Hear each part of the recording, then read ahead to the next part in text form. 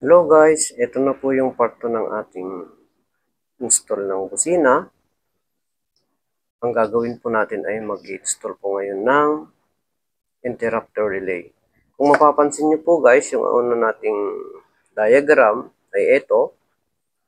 Bus relay lang po. Yung pangalawa po nating diagram guys ay mayroon na po siyang interrupter relay. Kung ang dating tunog niya guys ay dire-diretso lang, ngayon po ay may pagbabago. At pwede nyo rin hong bilisan yung tunog. At kung gusto nyo bagalan, pwede rin ho guys.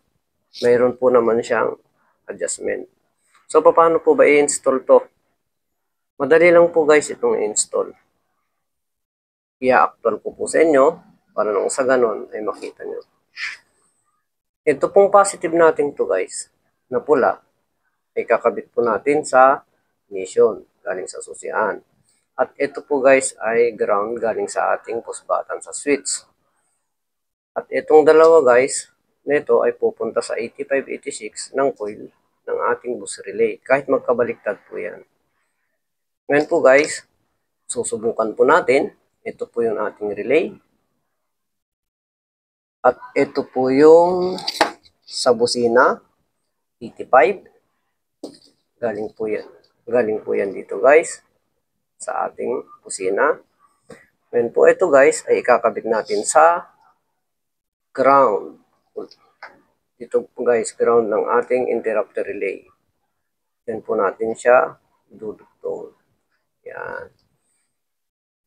At yung isa naman guys, bubunutin natin. Ito po ay ang ignition. 86.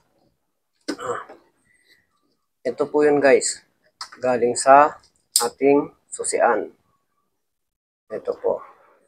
Idudugtong po naman natin siya sa positive ng ating interrupter relay. Yan. Okay. Ganyan guys. Dali lang siya. Tapos itong dalawa guys na ito, ikakabit natin sa 85, 86. Kahit magkabaliktad po dyan guys, walang problema. Kasi po, coil po yung pinapagana nito. So, yung binunutan po natin 85 at 86, dyan po natin yan ipapasak. Dito po yung isa, at dito po yung isa. Kahit baliktaran yan guys, walang problema. Ayan po siya. Ayan. Ayan siya guys. Ayan po ang kanyang wirings. So, testingin po natin guys kung okay po ang ating gawa. So, isasagad po muna natin ang kanyang tunog, ang kanyang bilis. Yan. Tapos guys, pangalawa, siyempre i-on natin ang switch. Yan. Pangatlo, testingin po natin siya. Yan po guys. Yan po ang kanyang tunog.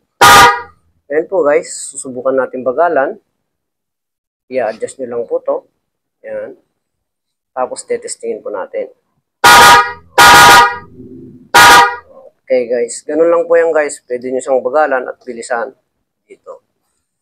Sana po guys may natutunan po kayo hanggang sa susunod na video. Sana po i-heart, follow and share nyo ito. Maraming pong salamat guys.